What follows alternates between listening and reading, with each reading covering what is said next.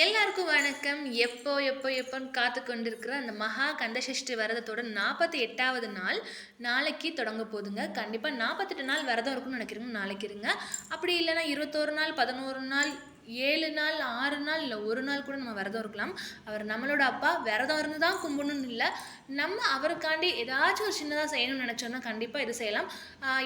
எந்த மாதத்தில் வேணால் 48 நாள் இருக்கலாம். ஆனால் இந்த சஷ்டியை ஒட்டி வரப்போகிற அந்த நாட்களில் 48 நாள் விரதம் இருக்கிறது ரொம்பவே சிறப்பு.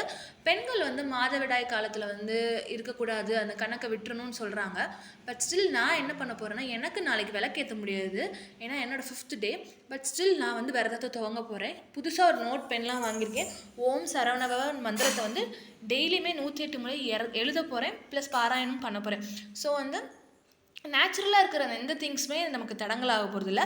நாளைக்கு நான் என்னென்ன பண்ணுறேன்றது நாளைக்கு வீடியோவில் கண்டிப்பாக ஷேர் பண்ணுறேன்.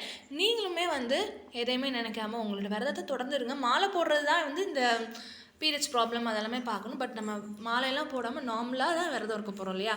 ஸோ கண்டிப்பாக இருக்கலாம். கண்டிப்பாக 2 வேளையும் குளித்து ஐயனையே நினச்சி மனசார பாராயணம் பண்ணி இருங்க. நாளைக்கு வீடியோவில் பார்க்கலாம். பாய்.